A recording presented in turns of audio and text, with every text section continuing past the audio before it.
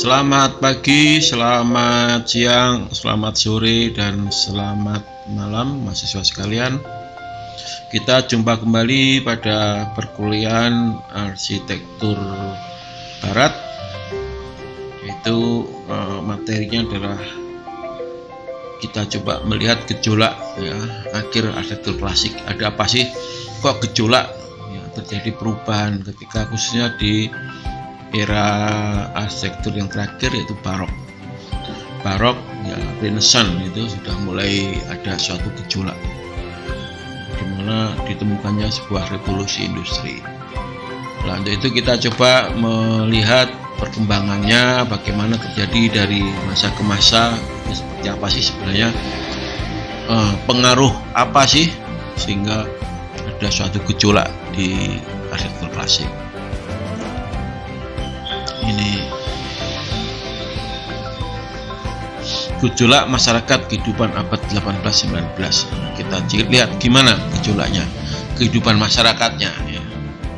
Ini mempengaruhi arsitekturnya tentunya.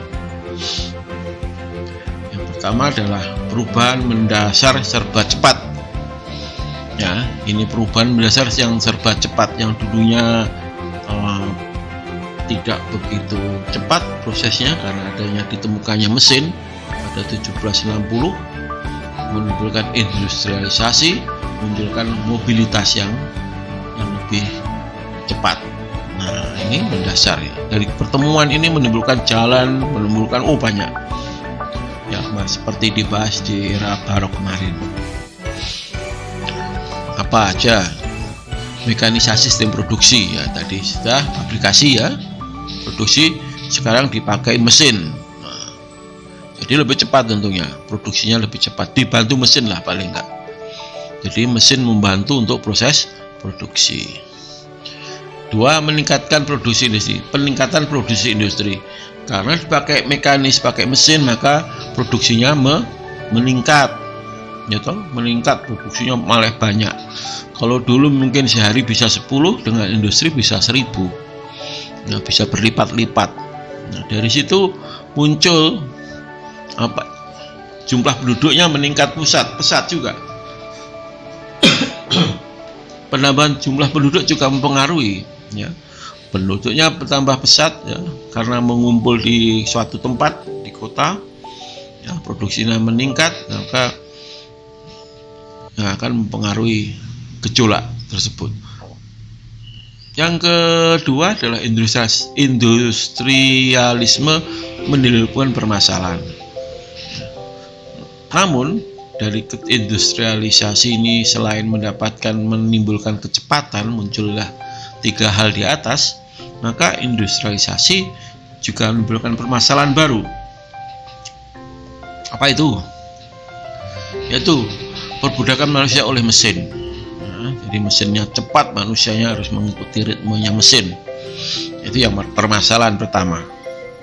Permasalahan kedua adalah jurang kaya dan miskin semakin lebar ya. Pemilik tadi.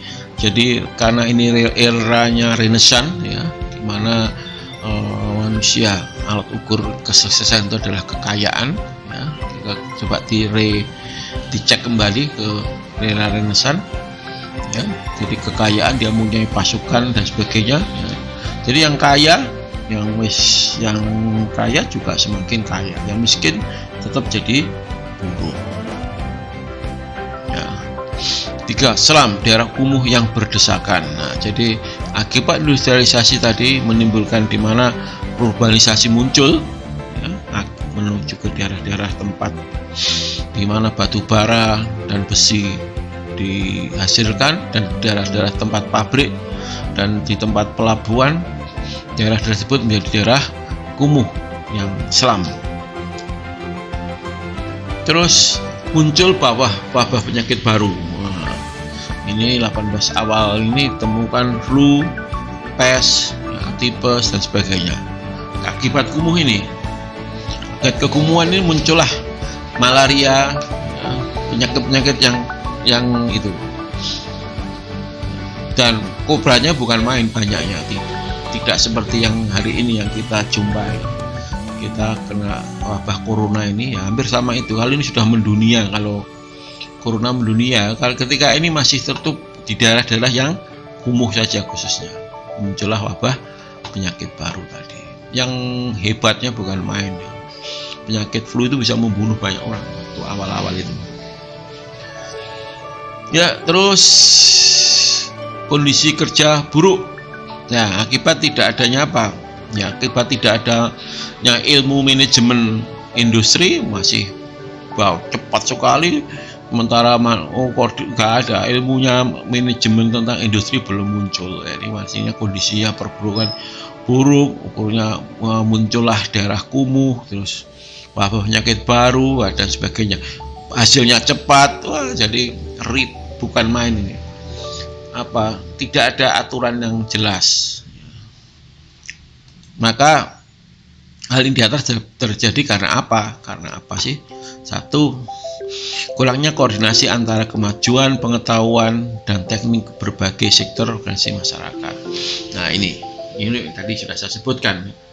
Kondisi buruk ini muncul karena ini tidak ada koordinasinya dengan baik antara majunya ini pengetahuan tentang kemasyarakatan, pengetahuan tentang manajemen, pengetahuan ini tidak berkembang juga, akhirnya jadi masalah. Nah ini akibat dari hal di atas. Yang kedua, kurang peralatan administratif yang mampu mengendalikan akibat dari perubahan yang cepat dan luas ya. Administratifnya kurang, produksinya begitu cepat muncul dengan jumlah manusia yang pekerjanya sekian, dengan manajemennya sulit, kacau ya. Jadi karena ilmu manajemen belum memadai, belum ada komputer ya, belum ada, masih pakai manual gitu ya, pusing ini ya. Jadi perlu ilmu tata buku, ilmu tata pada keluar masuk harus tertata dengan baik ya. Gitu. Ilmu itu belum muncul. Nah, muncullah ilmu pengetahuan daerah ini, muncullah diimbangi dengan ilmu tentang administratif, ya, pengolahan data, mulai muncul di era ini. Jadi itu ya, ini penting ini di atas tadi. Jadi akibat inilah menjadikan permasalahan di sini. Nah, setelah ilmunya muncul lah, ini tidak ada permasalahan yang vital ya. Baik, kita lihat lagi gejolak masyarakatnya seperti itu ya. Kita lihat lagi tentang pengaruh perkembangan ekonomi gimana. Jadi ini juga ada pengaruhnya terhadap hadirnya gejolak arsitektur di akhir klasik, di era neoklasik ya. Yaitu abad 15 ya, terkenal abad 15 itu 1500 filsafat yang dipakai adalah Aristoteles, yaitu filsafatnya mengutamakan kestabilan dan harmoni kehidupan. Nah, abad 15 masih tenang hidupnya ya, kan belum ada industrialisasi ya, 1670 ya, perkembangan industri, revolusi industri. Nah, ini masih gitu. Yang kedua, produksi sesuai dengan kebutuhan, sak cukupnya saja ya, kalau butuhnya sak kota itu, sak keluarga itu mereka 10 ya, bikinnya ya 10 itu saja ya, karena tidak ada alat-alat menyimpan. Nah ini dengan sekarang ya, sekarang punya ya, ada freezer, ada macam-macam, waduh enak itu, motong ayam 10 sekalian dimasukkan freezer bisa untuk sebulan. Ya kalau dulu enggak, karena belum ada teknologi seperti itu, maka produksi sesuai dengan kebutuhannya, stabilan, harmoni banget hidupannya, rutinitas bisa dijalani dengan baik gitu. Filsafat Aristoteles, lebih hidup itu seperti itu. Nah, perdagangan tidak dianjurkan, dianggap tidak produktif, nah, malah justru tidak produktif. Kalau kita pergi ke suatu tempat berdagang dan sebagainya, itu dianggap tidak produktif. Ini filsafat dari Aristoteles, karena kebutuhannya sesuai dengan kebutuhannya, tujuannya hanya harmonis kehidupannya. Jadi filsafat abad 15. Nah lebih sebelumnya ya, lebih mengabdi pada Tuhan. Nah, di era Romawi, belum Yunani, mengabdi pada dewa, jadi mengabdi dewa. Jadi itu yang bikin abad 15 dan sebelumnya. Nah, sekarang di era belum ya. 4. Kemiskinan adalah pelajaran yang baik bagi persiapan kehidupan kemudian di akhirat.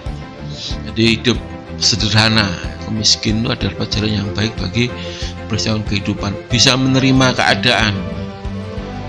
Ya, itu abad ini berarti 15 itu apa? Eranya belum Renaissance ya, masih gotik, ya, Byzantium gotik gitu ya, sekitar sederhana memang ya, belum Renaissance. Renaissance udah mulai alat ukurnya adalah kekayaan. Baik, kita masuk ke abad 15-18. Ini era era apa? Industrialisasi, dimulai mesin, industrialisasi. Apa yang terjadi di situ? Yaitu penjelajahan dan penjajahan. Nah, karena dinemukan apa tadi? Mesin uap, maka jadilah industrialisasi. Dengan industrialisasi, produksinya semakin banyak. Nah, maka perlu pemasaran. Nah, mulailah dijelajah, dijual di mana produksinya. Selain itu, aplikasi diperlukan bahan mentah. Ya, dia mulai menjelajah juga, menjelajah suatu tempat sampai ke Indonesia ya, ini ya, sampai ke Asia. Nah, dengan perjalanannya Columbus itu terkenal, ya, sampai akhirnya menyebar sampai di Indonesia, kita dijajah. Ya. Dalam rangka itu sebenarnya akibat dari hasilnya revolusi industri. Nah, itu revolusi industri menuntut penarikan bahan mentah dan mencari tempat untuk memasarkan hasil pabrikasi. Itu ya, jadi merkantilisme ya. Terus yang kedua, ekspor diutamakan agar emas mengalir masuk. Nah, ini dijual di sana, pulang membawa emas ya, dijual, diekspor, barang produksinya dijual di luar, diproduksi menjadi emas, atau pulangnya dijual, barang produksinya bahan mentah ya. Jadi emas mengalir masuk ke daerah Afrika yang ditarik ke Eropa. Itu kalau di Indonesia apa yang bahan mentahnya ada rempah-rempah ya, itu cukup menarik. Jadi yang menarik di negara kita waktu itu adalah rempah-rempah. 15-18 perdagangan meluas. Jadi akibat tadi penjelajahan akhirnya perdagangannya meluas. Kalau waktu itu di Indonesia pertama kali masuk dengan nama POC ya. Jadi ya perdagangan memang, kapal pedagang dengan sana sini. Jadi membuat organisasi pedagang dari Belanda, membuat organisasi meluas sampai di mana-mana ya, abad ini. Terus abad 19, 18, industrialisasi sudah berjalan dengan baik, produksinya banyak, manajemennya, ilmunya sedikit, ilmu yang diketahui tentang administratif tadi, maka kapitalis munculnya. Nah, apa yang akibat dari kapitalis ini? Munculnya sistem perdagangan bebas. Kapitalis mulai bersaing, mulai bebas ya, bersaing. Maka dari kalau di Indonesia ada VOC di koordinasi dan ada koordinasi. Baik, kebebasan berseorangan dijamin. Nah, ini kapitalisme ya. Bebas, kebebasan dijamin oleh penguasa waktu itu. Terus pandangan hidup ikut menumbuhkan kapitalisme, yaitu ya ini penting ya. Jadi kapitalisme ke abad 19 itu ada perubahan pandangan hidup, yaitu apa itu?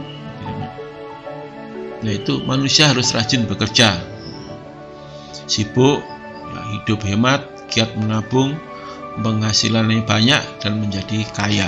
Ini sasarannya menjadi kaya. Sibuk, Ini penting, bekerja rajin, bekerja sibuk, hidup hemat.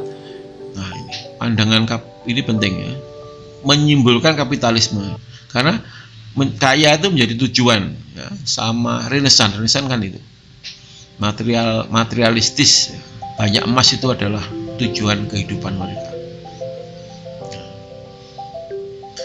Terus kekayaan tanda karunia Tuhan. Nah, kaya itu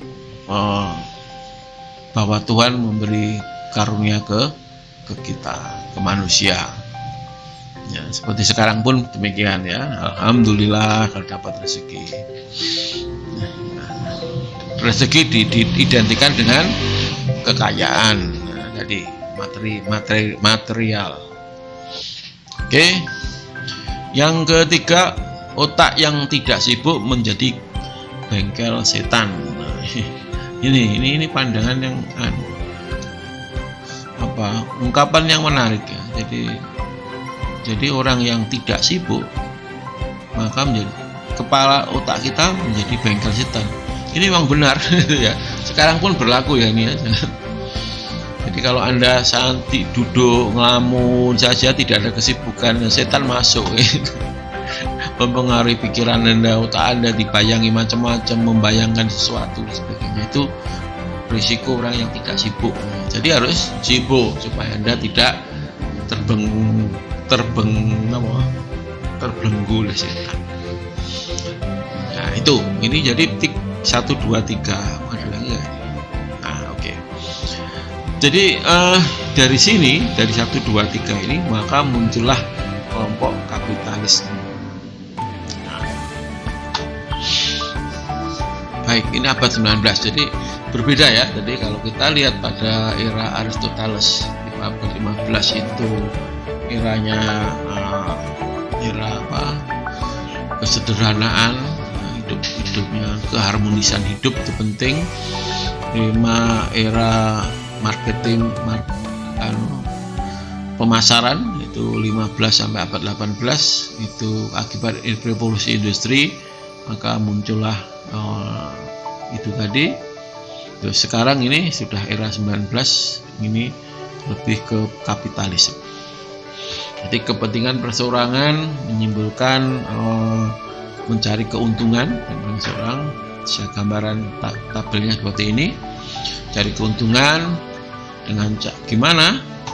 Yaitu akumulasi modal dikumpulkan. Mungkin sudah mulai kapitalisme itu sudah mulai bersaham ria ya, tidak hanya satu orang gitu enggak, namun untuk membuat kaya maka beberapa konglomerat jadi satu menggunakan usaha modal bareng.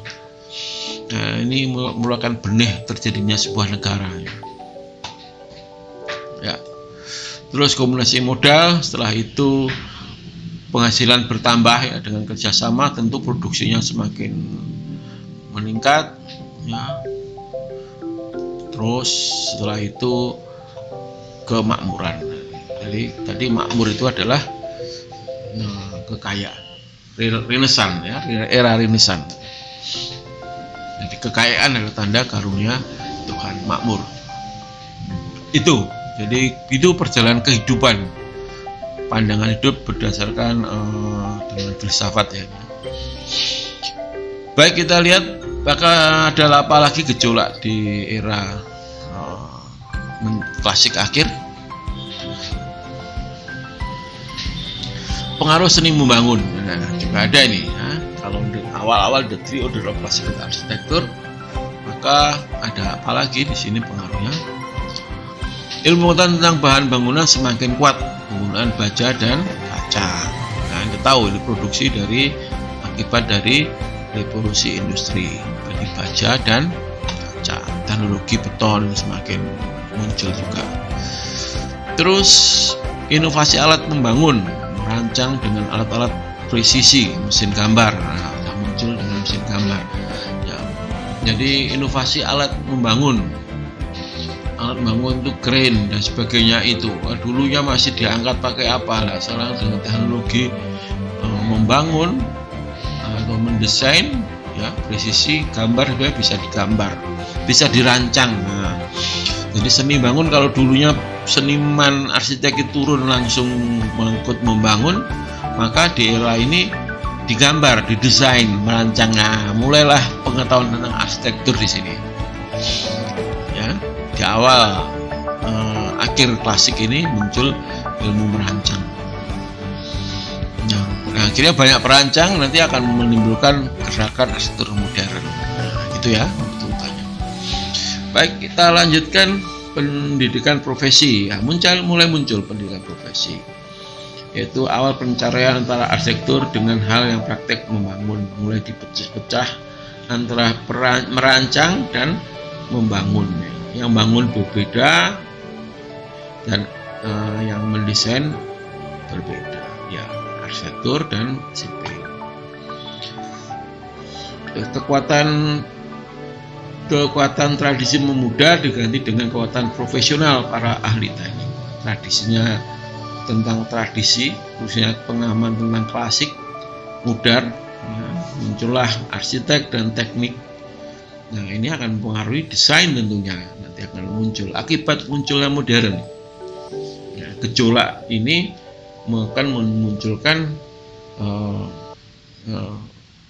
kelompok arsitektur modern. Inovasi teknik membangun, apa pendidikannya seperti itu. Teknik membangun juga demikian, ditemukannya makadam, teknik membuat jalan dengan landasan batuan dan bahan kedap air. Ya, jalan sekarang ini dulunya belum ada, belum didesain. Nah, sekarang udah ada teknik membuat ini. Ini juga loncatannya bukan main ya. Kalau ini nggak ada temukan ya. Jadi jalan penting. Jalan menghubungkan daerah satu dengan daerah lain penting ya. Seperti pembangunan kita ini di negara kita, kita bangun berapa panjang tol ini Pak Joko, bangun sekian ratus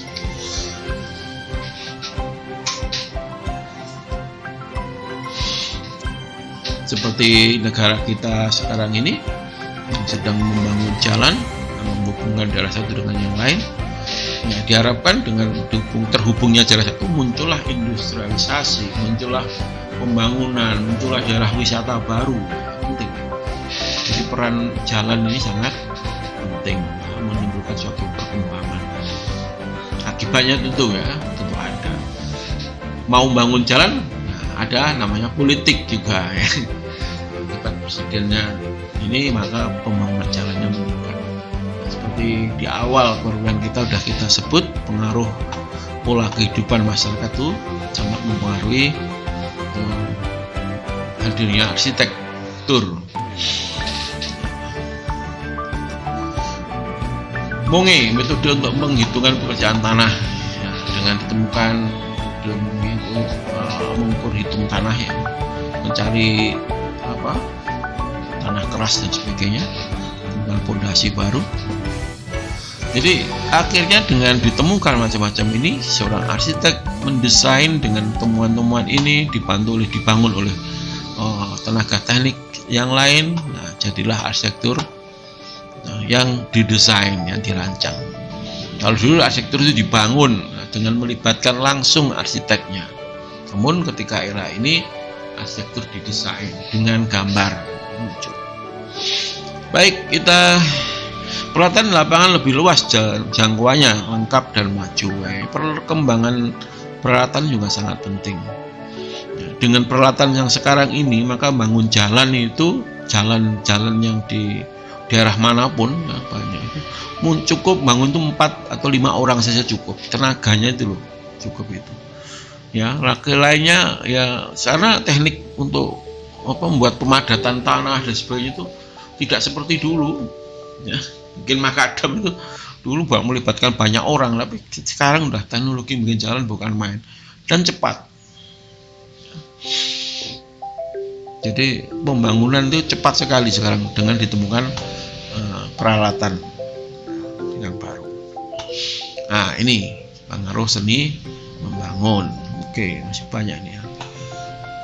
Baiklah, saya kira cukup sekian pertemuan kali ini. Kita lanjutkan pada pertemuan selanjutnya dengan materi lanjutan daripada hari ini. Sampai jumpa lagi pada pertemuan selanjutnya. Assalamualaikum warahmatullahi wabarakatuh.